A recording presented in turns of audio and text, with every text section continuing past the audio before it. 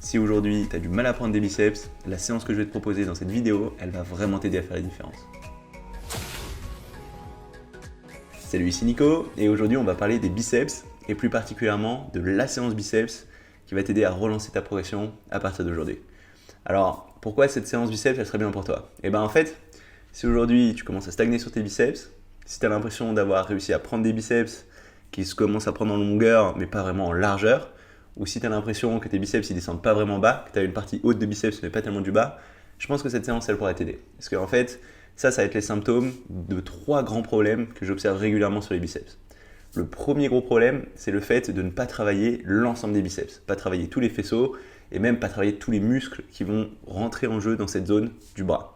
Parce que ton biceps, ça va être non seulement 2 faisceaux, la portion longue qui va être vers l'extérieur de ton biceps, qui va faire le pic de ton biceps, et la portion courte qui va être à l'intérieur, qui va faire la boule de ton biceps, mais c'est aussi le brachialis. Et le brachialis, il ne va pas aller jusqu'à ton épaule, il va juste régir la flexion du bras, mais il va être en diagonale de ce bras et il va faire pas mal de la masse de ce bras. Et il va notamment largement rentrer en jeu pour donner de l'épaisseur à ce bras. Il va pousser les autres faisceaux vers l'extérieur quand tu vas le contracter et il va vraiment faire cet aspect massif large du biceps. Et si tu n'as jamais mis l'accent sur ce muscle-là, je peux t'assurer que tes bras ils vont rester assez plats et que tu vas avoir du mal à leur donner de la masse. Donc c'est un muscle qui est non négligeable, qui est vraiment important de travailler. Ensuite, la deuxième erreur que j'observe très souvent concernant ces biceps, c'est des personnes qui vont toujours travailler ces biceps en mettant l'accent sur la même partie de l'amplitude du geste. Parce qu'en fait, quand tu vas travailler un muscle, tu peux travailler plutôt près de la phase d'étirement ou plutôt près de la phase de contraction. Par exemple, si tu fais du curl au pupitre, tu vas travailler plutôt près de la phase d'étirement complet, tu vas le sentir dans le bas du biceps, alors que si tu fais du curl incliné avec les coudes derrière toi, tu vas avoir tendance à le travailler plutôt près de la contraction complète. En fait, ça va être directement lié à comment varie la contrainte sur cet exercice au fur et à mesure de la réalisation de ce geste. Parce que, par exemple, dans le cas d'un curl au pupitre, quand tu vas être tout en bas, le bras tendu, c'est là que tu vas avoir ton avant-bras, qui est ton bras de levier, qui sera perpendiculaire à la pesanteur, qui est la résistance. Donc ça va être au début du geste, près de la phase d'étirement, que tu vas avoir le plus de résistance. Et ensuite, au fur et à mesure que tu vas remonter ton poignet, tu vas réduire l'angle entre ton bras de levier et la pesanteur. Et du coup, ça va être de plus en plus facile de réaliser le geste. Et sur la fin du geste, tu vas plus vraiment travailler. Donc tu vas travailler près de la phase d'étirement. Alors qu'à l'inverse, si on prend ce curl incliné, c'est quand tu vas être en contraction complète avec l'avant-bras presque collé au bras que tu vas avoir ton bras de levier, ton avant-bras perpendiculaire à la pesanteur qui va être la résistance. Ça veut dire qu'au début, tu vas avoir ton bras presque parallèle à la pesanteur, donc ton bras de levier presque parallèle à ta force, donc tu vas avoir très peu d'efforts à fournir, mais quand tu vas arriver en haut du geste, c'est là où tu vas avoir le plus de résistance. Donc ces deux exercices, ils vont être typiquement assez opposés. Dans un cas, tu vas travailler près de la phase d'étirement, dans l'autre cas, tu vas travailler près de la phase de contraction. Donc ça va être non seulement important de travailler tous les différents faisceaux, mais aussi de travailler sur toute l'amplitude de ces différents faisceaux, près de la phase d'étirement, près de la phase de contraction. Et ça, c'est une subtilité vraiment importante que la plupart des pratiquants laissent complètement de côté. Donc c'est vraiment important d'avoir un enchaînement d'exercices qui va non seulement permettre de cibler tous les faisceaux, mais aussi de travailler sur toute l'amplitude de chacun de ces faisceaux, près de la phase d'étirement, près de la phase de contraction. Et enfin, la troisième grosse erreur que j'observe sur ces biceps, c'est des personnes qui vont faire soit beaucoup trop d'exercices, soit pas du tout assez d'exercices. Et le truc un peu typique, c'est des gens qui vont faire par exemple du curl à la barre, puis du curl à la poulie et du curl concentration. Et en gros, ça va presque revenir à travailler le même faisceau, toujours de la même façon. Donc c'est-à-dire que concrètement, tu vas avoir un angle de ce biceps qui va être surtravaillé, même avec trop de volume, et tous les angles de ce biceps qui ne vont pas être stimulés du tout. Donc tu vas avoir beaucoup trop d'exercices pour cet angle particulier et passer sur tous les autres. Donc en fait, c'est important d'avoir au moins un exercice qui va travailler sous un faisceau et qui va travailler soit proche de l'étirement, soit proche de la contraction. Donc il va falloir varier ça, tenir compte de tous ces facteurs-là pour avoir la bonne séquence d'exercices et réussir à avoir cette séance biceps qui va vraiment travailler l'intégralité de ces biceps. Donc c'est ce que je vais te proposer dans cette vidéo. Donc d'abord, ce qu'on va voir, c'est la structure de la séance, quels exercices avec quel nombre de répétitions. Et ensuite, sur chacun de ces exercices, je vais t'expliquer comment les réaliser pour en retirer un maximum de résultats. Donc on va commencer d'abord avec du curl inversé. Donc le curl inversé, c'est simplement du curl en prise pronation au lieu de prise supination. Et en fait, l'intérêt de ce curl inversé, c'est qu'il va te permettre de mettre vraiment l'accent sur le brachialis. C'est ce fameux muscle dont je t'ai parlé qui va faire en grande partie la largeur de ton bras. Et si tu n'as jamais mis l'accent dessus, le travailler en premier, ça t'aidera à largement progresser dessus et tu verras une grosse différence en termes de masse. Et même si tu as déjà travaillé, c'est intéressant de le mettre en priorité. Si tu ne l'as jamais fait avant, ça t'aidera à progresser. Donc cet exercice, il va travailler le brachialis, mais il va aussi solliciter dans une certaine mesure la portion longue de ton biceps, c'est-à-dire la portion plus vers l'extérieur, le pic et un petit peu la portion courte. Ça va commencer à faire monter le sang dans l'ensemble de ton biceps.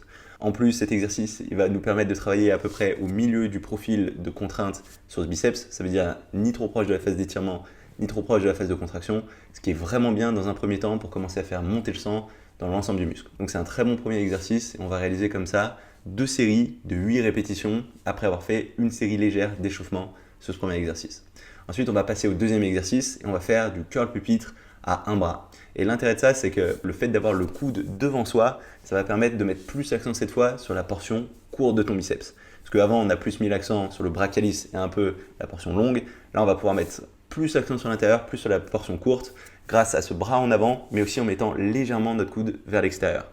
Donc ça va nous permettre de travailler d'autres faisceaux, mais aussi de travailler plus proche de la phase d'étirement. Comme je te l'ai dit, quand tu vas avoir ton bras complètement tendu sur ce pupitre, c'est là où tu vas avoir la pesanteur qui va être à 90 degrés de ton bras de levier, de ton avant-bras, et c'est là où tu vas avoir le plus de force. Donc au début de ton geste, c'est là où tu vas vraiment travailler. Donc ça va nous permettre de travailler à un moment différent sur notre amplitude, et ce sera là encore intéressant. Donc on va faire 2 séries de 10 répétitions, et ce sera parfait sur cet angle-là. Et enfin, on va finir avec un troisième exercice, où cette fois, on va faire du curl à la poulie avec les coudes derrière soi. Et l'intérêt de cet exercice, c'est qu'il va nous permettre de travailler proche de la zone de contraction complète. Parce qu'on a fait un premier exercice qui est plus ou moins au milieu de l'amplitude du travail de ce biceps, un deuxième exercice qui nous permet de travailler proche de la zone d'étirement complète, et ce dernier exercice, il va compléter particulièrement bien cette séance en travaillant proche de la zone de contraction complète.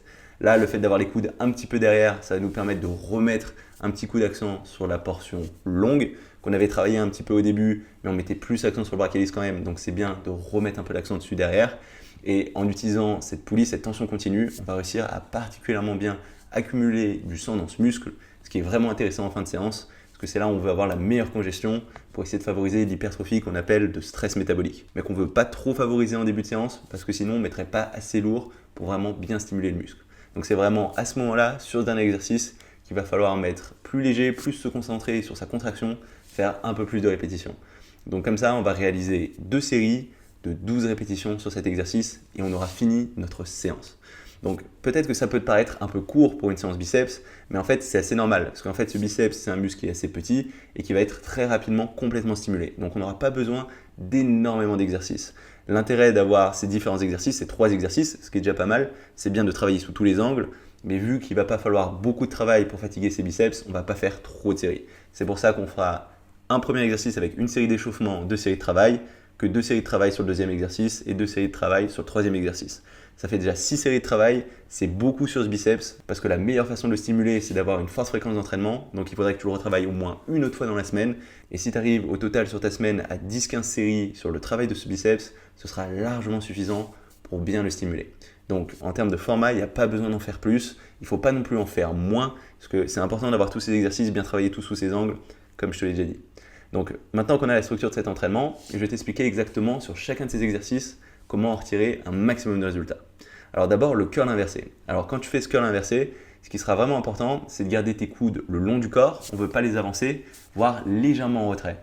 Et le fait d'avoir ces coudes légèrement en retrait, ça va nous aider à plus recruter, comme je l'ai dit, la portion longue. Ce qu'il faut que tu retiennes, c'est que quand tu vas avoir tes coudes derrière toi, ça va être plus la portion longue qui va travailler, donc l'extérieur du biceps, le pic du biceps. Quand tu vas avoir plus les coudes devant toi, ça va être plus la portion courte qui va travailler, donc l'intérieur du biceps, la boule du biceps. Et ensuite, en termes de position de tes coudes, quand tes coudes sont vers l'extérieur, ce sera encore plus cette portion courte, donc toujours la boule du biceps. Et quand tes coudes seront plus vers ton torse avec tes mains vers l'extérieur, ce sera plus ta portion longue. Donc là, on va avoir les coudes un peu en arrière, peut-être les mains un petit peu à l'extérieur vis-à-vis de ses coudes, pour plus mettre l'accent sur cette portion longue en même temps qu'on travaille le brachialis. Et ensuite, ce qui sera vraiment important, c'est d'avoir une amplitude complète. C'est-à-dire que quand tu arrives en bas du geste, contracter légèrement tes triceps, remonter d'un seul coup, être assez explosif, parce qu'en fait, cette portion longue, elle va bien répondre à des gestes explosifs. Et une fois en haut du geste, poser peut-être 1 seconde avant de contrôler la descente jusqu'en bas. Parce que le brachialis, le muscle qu'on veut vraiment cibler, il va bien répondre à des contractions avec une pause en contraction complète. Donc c'est ce qu'on va faire. Donc ici, on va prendre 1 seconde sur chacune de nos répétitions. Ensuite, sur le deuxième exercice, le curl pupitre à un bras, Comme je te l'ai dit, là, cette fois, l'intérêt, ça va être non seulement de travailler près de la phase d'étirement, mais aussi de mettre l'accent sur la boule, donc la portion courte de ton biceps. Et pour faire ça, on va avoir donc notre coude devant, mais ce qu'on va faire aussi, c'est mettre légèrement notre coude vers l'extérieur. Et c'est pour ça que c'est aussi intéressant d'être en unilatéral, d'utiliser uniquement un haltère et pas une barre. Ce sera plus facile d'avoir une orientation naturelle de ce coude et de bien isoler cette partie. En plus, quand tu vas être en unilatéral comme ça, tu vas pouvoir plus facilement te concentrer dans la contraction d'un bras particulier et ça va te permettre de mieux isoler les faisceaux qu'on veut cibler. Ensuite, sur cet exercice, ce qui sera vraiment important, ce sera non seulement de complètement contracter ton biceps quand tu arrives en haut du geste, de vraiment aller jusqu'au bout, mais aussi de descendre bien jusqu'en bas. Il faut que tu ailles peut-être à 90% de ce que tu peux faire au maximum. Garder un petit peu de marge en bas pour pas trop tirer sur ton tendon, mais il ne faut pas que tu t'arrêtes seulement à 2/3 du geste. Il faut vraiment que tu descendes, parce que c'est vraiment en bas du geste que tu vas travailler ce biceps. Donc, garder un peu de marge, mais pas trop. Et vu que c'est un deuxième exercice, normalement on a déjà pas mal de sang dans cette zone et tu ne devrais pas avoir de problème en termes d'articulation du coude. Par contre, si tu as déjà eu des tendinites au coude, vas-y progressivement, mais pas trop lourd, trop vite, et prends le temps de bien sentir cette contraction sans que ça tire trop au niveau du tendon, quitte à limiter ton amplitude si tu commences à avoir de la douleur. Donc une fois que tu as mis ça en place, il faudra que tu fasses attention à casser ton poignet pour pas trop engager ton avant-bras, et tu peux aussi serrer fort ton haltère avec à la fois ton petit doigt et ton annulaire, parce que c'est comme ça que tu arriveras à désengager ton avant-bras, vraiment plus recruter ton biceps. Ensuite, sur le dernier exercice, le curl à la poulie avec les coudes en arrière, là le but ça va être d'avoir un poids relativement léger et de vraiment se concentrer sur la qualité de notre contraction. Donc tu vas essayer de garder ce coude en arrière fixe, on ne veut pas que tu le ramènes en avant pendant ta contraction, tu vas complètement étendre ton bras et toujours en cassant ton poignet, en serrant très fort cette poignée avec les deux derniers doigts, ton annulaire et ton petit doigt, tu vas ramener ton avant-bras jusqu'à venir coller ton biceps avec toujours ce coude bien en arrière. Tu vas poser en contraction complète, tu devrais vraiment sentir la contraction dans l'ensemble de ton biceps, puis ensuite tu vas étendre complètement ton bras en arrière et enchaîner comme ça tes répétitions. Et là, vu que c'est notre dernier exercice, notre but c'est pas tellement de mettre lourd, c'est vraiment juste d'avoir la meilleure contraction possible, de garder l'attention sur tout le geste. Donc il faut vraiment juste te concentrer sur un tempo relativement lent, faire tes 12 répétitions sans essayer de forcer, en essayant toujours de bien sentir le muscle travailler, en gardant bien cette tension. Et une fois que tu as fait ça, ta séance elle est terminée, ton muscle il sera complètement fatigué, tu devrais avoir une énorme congestion et il n'y a pas besoin d'en faire plus. Donc si tu fais cette séance régulièrement, au moins une fois par semaine, avec en plus un petit rappel à un moment dans la semaine, par exemple si tu fais cette séance le mardi, tu peux faire un rappel le vendredi, ou si tu fais cette séance le lundi, même chose, tu peux faire un rappel le jeudi ou le vendredi, et ben ce sera largement suffisant pour bien stimuler ces biceps. Bon, dans l'idéal, moi ce que j'aime bien faire, c'est travailler mes biceps 3 fois par semaine. Du coup, je vais faire par exemple une grosse séance comme ça et juste 2 petits rappels à un moment dans la semaine. Mais déjà, si tu t'entraînes avec peu de fréquence, juste le faire 2 fois, ce sera un bon point de départ. Et le simple fait de travailler bien ce biceps sous tous les angles et à la fois proche de l'étirement, proche de la contraction complète, ça va faire une énorme différence si tu ne l'as pas encore fait.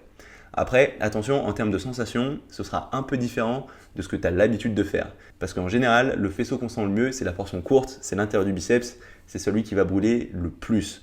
Et du coup, souvent, la plupart des débutants, ce qu'ils vont faire, c'est des exercices qui vont bien solliciter cette portion courte, parce que comme ça brûle, ils auront l'impression que ça travaille, et pourtant dans les faits, ils ne vont pas avoir de si bons résultats.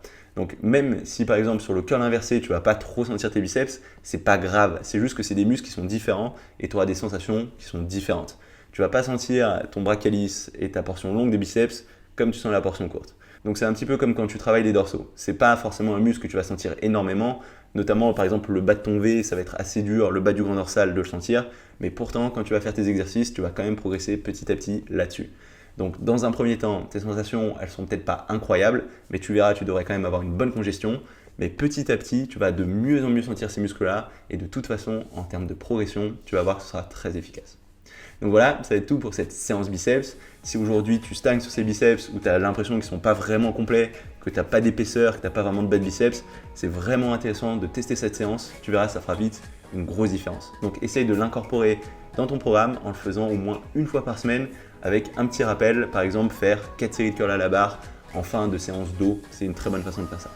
Ça va être tout pour ce thème. Si jamais ça t'a plu, n'hésite pas à mettre un petit pouce bleu. Tu peux aussi mettre un commentaire si tu as une expérience ou une ressource en lien avec ce thème. Je pense que ça peut aider tout le monde. Si tu n'es pas encore inscrit à ma chaîne YouTube, n'hésite pas à le faire maintenant. Comme ça, tu sauras quand je sors de nouvelles vidéos. J'en sors toutes les semaines. Et du coup, on se retrouve très rapidement pour une nouvelle vidéo. Salut!